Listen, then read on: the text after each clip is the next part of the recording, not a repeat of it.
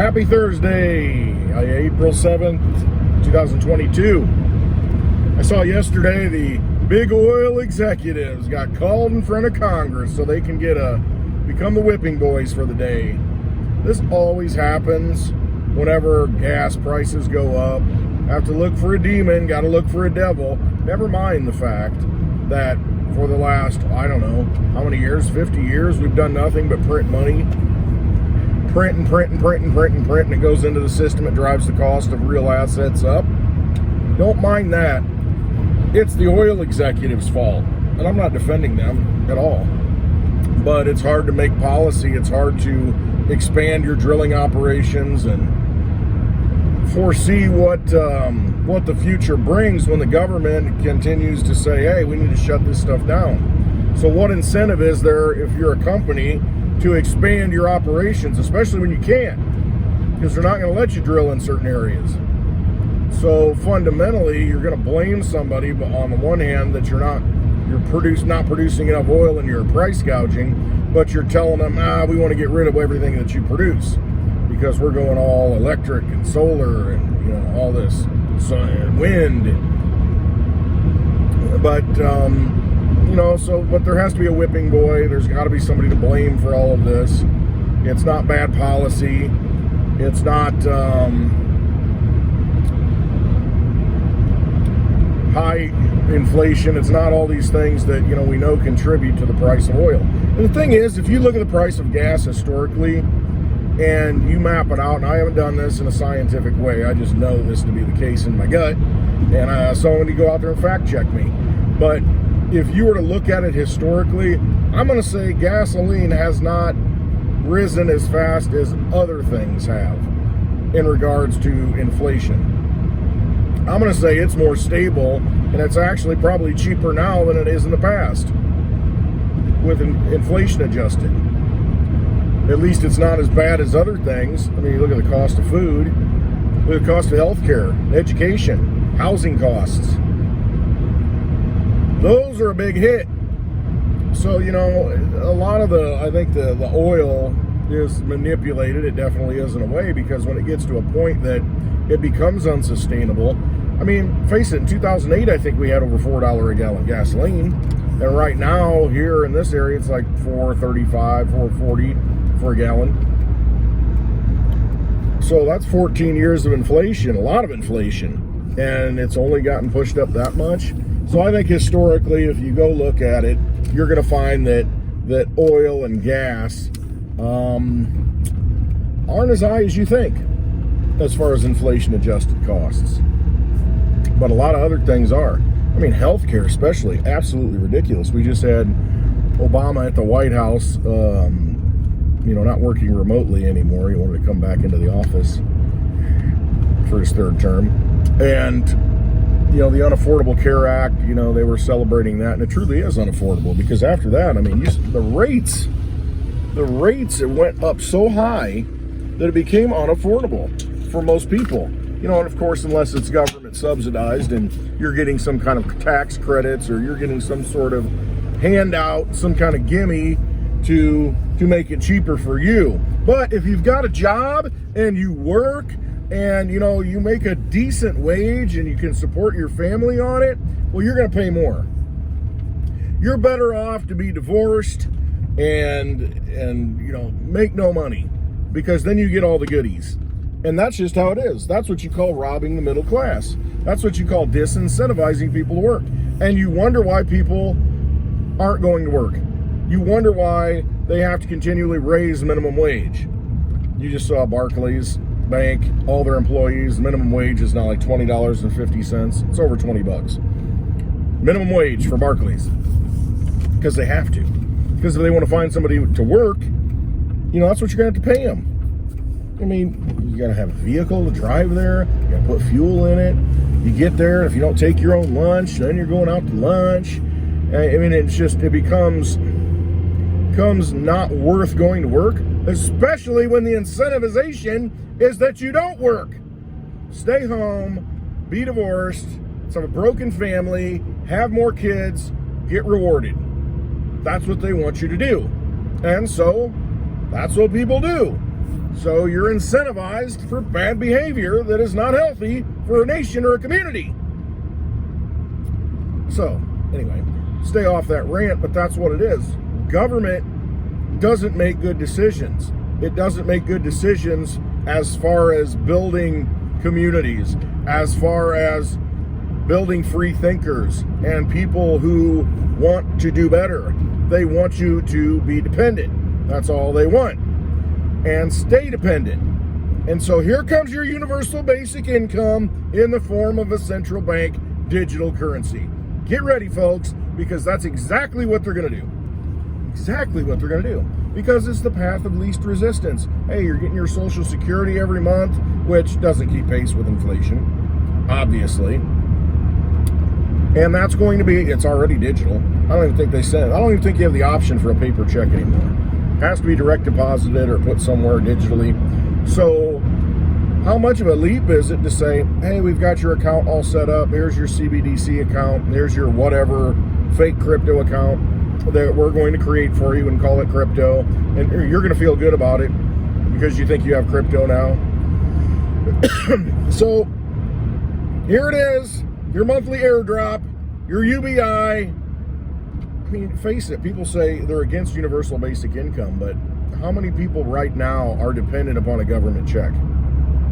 I would say quite a few, 50% of the population. I don't know, maybe more. But if one or two out of two people are already dependent upon a government check, we already have basically universal basic income. It's just a matter of convincing the rest of us who work to basically not work and be dependent. That's really it. You know, just stay home, do whatever, or participate in a menial job. You know, whatever you have to do. Everything's being automated out anyway.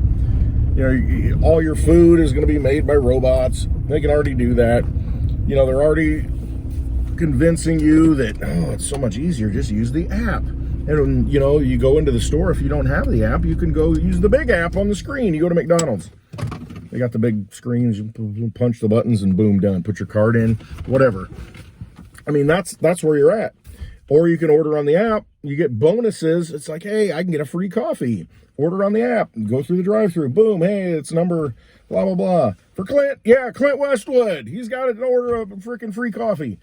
And so you go through and it's done. You pay, you don't hand change, no money, none of that stuff. And then at some point, it's going to be exactly that, where it's completely automated. The coffee cup comes down, you know, a little slot, like a bank teller. You know, they have the tubes, you know, air tubes where it comes down. It'll be different. It'll open up, take your coffee, done. Maybe have a robot standing there, a voice or something, or a recording, you know, a cardboard cutout or whatever, you know, mannequin. It says, thank you, have a great day.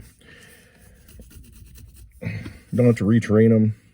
And there's so many efficiencies that are going to get done and will get done. I've seen the machines to where it will make your burger for you. And you've seen the pizza makers in Japan or China, wherever it is. You walk up and you watch the robot arm make the pizza, throw it in the oven, box it, throws it down the chute, and there it is. You watch it being made. Same thing's going to happen with burgers. They have the machines. Like I said, I've seen them made.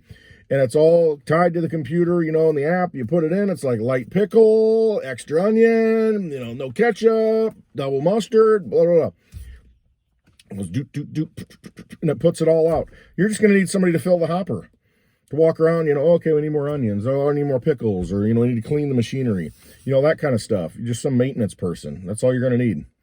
You know, somebody to bring the stuff in and organize it and get it loaded up, and I don't know. That's where we're headed, though. You want more money? Well, it's going to get to the point where it's more efficient and cost-effective to not pay you, but to put in automation. So get ready for this brave new world. Get ready to essentially sit home and play on the metaverse and collect your tokens that you can probably buy garbage in the metaverse with. You know what? Why go out and get that, you know, piece of art that's handmade, you know, and the actual paint, you know, made by someone's hand, and, you know, no.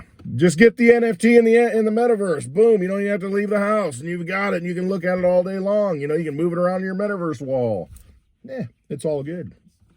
You don't need real things. Why do we need that stuff? Everything's digital. We don't need real stuff. We're living in a digital world. You know, we need a remake of Madonna. Speaking of Madonna, she looks horrible if it even is her. I mean, just absolutely ridiculous. Saw her the other day. And 63, I think I had to look it up, see how old she is. Holy cow. I thought Sean Penn looked bad. He actually looks pretty good compared to her. They used to date, you know, way back when. I don't know. You see all these things, and baseball season starts today. That's our latest distraction. Yay, Major League Baseball's back. All right, boys of summer, the American pastime. One more distraction to not pay attention to the things that are really going on as your freedoms are eroded, as your monetary system just gets completely devalued and destroyed. Your energy just gets sucked away from you by these vampires. But you know what? Baseball, baby. We got baseball. You know, you can go to the ballpark and get, what, $15 hot dog and $12 beer? What's the ticket cost nowadays? I don't know, because I'll never go. Because I'm not going to support such a rigged game, a BS system. Nothing but bread and circuses. No, thank you. It's hard enough just to survive. And you're going to waste money at stuff like that? I'm not. Not going to do it. I'm just not going to do it. Yeah, I'm a little fiery today. You know, I'm kind of sick and tired of seeing how things are. And better wake up, people. Better wake up. I mean, we are at the edge. I mean, we are transitioning out of an old economic system. We're watching an empire die. What's going to happen? Where are you going to be? Is your house going to hold your value for you? No. That's already rolling over. What the numbers out recently, less people going out, less mortgage applications or whatever. That's rolling over because interest rates are going up. People can't afford to buy the house. 30 years, you go buy a house for 30 years and you pay twice what it cost you. Buy a $500,000 house, ends up costing you $1 million after 30 years. But you know what? It goes up that much because of the inflation in the system. Oh yeah, and guess what? Your tax bill goes up too. How much do you pay in taxes a year on that? Lot of money getting sucked out of your life. It's a rigged game. Everything's rigged.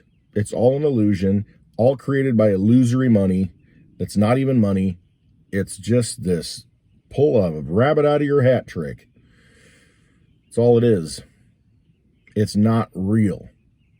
And I heard the discussion the other day about, I don't even know who was talking about it. Maybe it was on the Litecoin Underground podcast. You ought to check that out. It's actually pretty good. Some good topics. Litecoin Underground on Twitter every Wednesday night at 8 p.m. Central Time. It goes for like 3 hours, sometimes more. LTC Underground, I think that's his handle. Definitely check him out. It is definitely worth it. But I think the discussion about, well, a deflationary is a little inflation good, you know, or is it disinflationary? Do you want disinflationary money or deflationary money? If there's only so much money to go around and we all agree on it, then the price of things should go down. The cost of things should go down. Your purchasing power should increase because it's a big pie. There's only so much to go around, only so many pieces. And if you've got a piece of that pie, it's very valuable because there's no more getting made. And so it's a finite money supply. And gold, to an extent, was kind of finite, you know, on the gold standard. But somebody said last night, I think it was a 2% a year increase. There's 2% more gold that comes out of the ground. You know, so that's probably about right. So you would have like a natural 2% inflation in the monetary supply. Not a bad thing, I guess. But let's say there isn't. Let's say we're dealing with Litecoin. And right now there's 70 million Litecoin that have been mined out. There's 84 million that can potentially be mined, and that's it. So you're dealing with that pie. Once everybody has a slice of it, that's it. You're going to have to convince those people to buy your goods. You might have the best, or think you have the best bottle of whiskey in the world. And somebody comes along and says, guess what? This one's a lot better. You know, I got to make it by the light of the moon. You know, I can only make one bottle a month. You know, and there's a certain rare botanicals only grown here. And, you know, it's Westwood whiskey. It's very special. It's the best out there. Only one bottle a month. What's the value of that? You know, it's up to us to decide. And if there's only so much money to go around, there may be people saying, hey, you know what, I'd rather have that bottle than 5 of those bottles. And then there are other people who say, well, I'll take these 5 bottles because that goes a lot further. But it doesn't taste as good. So you're going to have to vote with your money. You're going to have to decide what's worth it. It's just how it works. There's only so much money to go around, then you're going to have to make some really tough decisions on what's important. You're probably not going to buy that bottle of whiskey. You're probably going to buy food. You're probably going to make sure you have access to water. You're probably going to make sure that you have things that keep you secure. You're going to use that money for things that are necessary, not a baseball game, not cable TV, probably not a piece of art, definitely not an NFT. You are going to be more, I would say, frugal with that money because it's not easy to come by. It's hard to get. Got to convince somebody to give it to you, so you're going to have to work. And somebody's going to say, okay, that work, that labor, it's worth it to me. Here's a little bit of Litecoin. So the price of things won't go up. The price of things will actually go down because as you bring more goods onto the market, they're not going to be worth as much because there's only so much money to go around. You can't just print it up and say, oh, well, you know what? We need $100 trillion to give to Ukraine. We need a few billion. I got to throw 13 billion. No big deal. We're going to spend $60-some thousand for to fly in hot dogs from Chicago for Obama in the White House. Print it up. It's created out of nothing.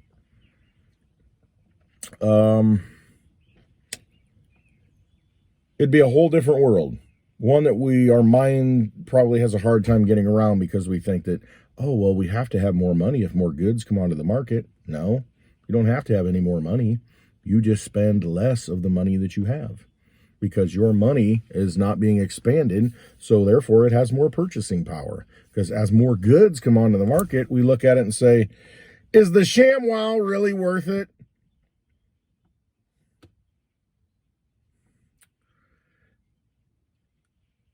All these infomercials, all this garbage, you wouldn't be buying it because you don't need it. Because you're going to look and say, okay, I only got this much Litecoin. I don't need that. You know what I mean? You want to hold on to that because you know what a valuable asset it is at that point because it's a monetary supply that cannot be increased. You can't just make it. There's only so much created every day per block, and then that gets less and less when it halves the reward. And so it just becomes an asset you want to have because it's sound money. So anyway, it's just, there's so many things that are artificial in this world and they're created and they're there because we have artificial money that has produced it and created it. I mean, it's like genetically modified world.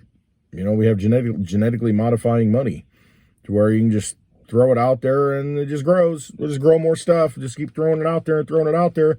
But the product that you create, you know what? It's really not nourishing us. It's just for temporary relief.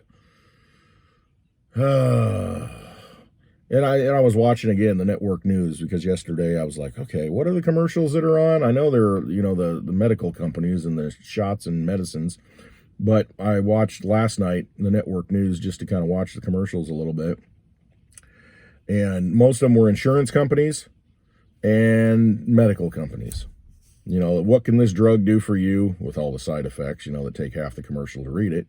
And then the other was insurance companies. It's all these, big insurance companies, hey, we've got you covered. We got your back. We're good neighbors. And it makes you think, okay, well, there's a lot of money in those industries then. And those are the ones that are supporting the newscast. So the newscast is naturally going to be skewed to probably paint those companies in a better light if there's ever a story because they're sponsoring them. That's just how it is.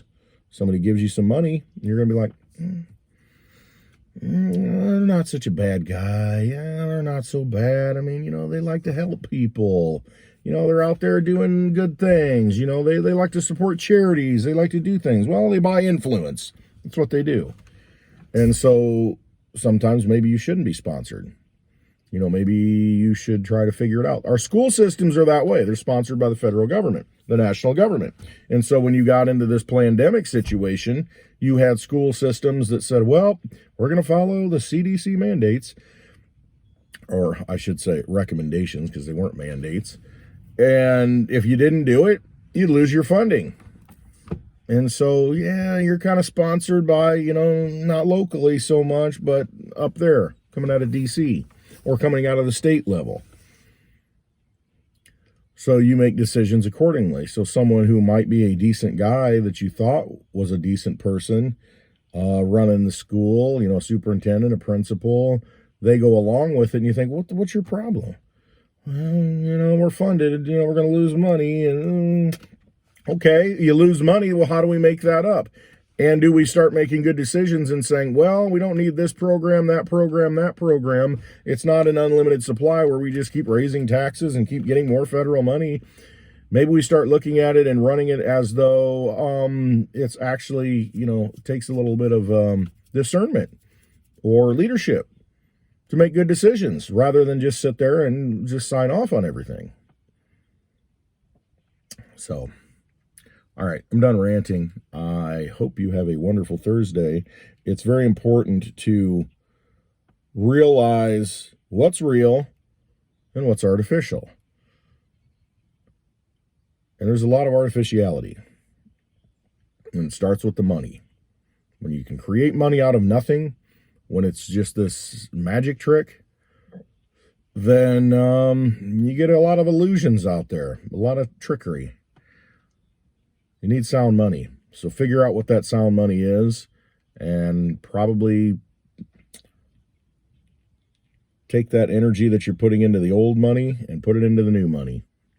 I happen to like Litecoin. I happen to like silver. I think those are way undervalued assets, way undervalued forms of money that will see their true value. And when they do, it'll be a shocking thing to just experience. But you don't want to be chasing it up. You got to see the storm before it gets here and prepare accordingly. All right. Hope you have a wonderful Thursday. Thank you for watching. Trust yourself. Always trust yourself. You know better than anyone else. All right. Love you all. Thanks.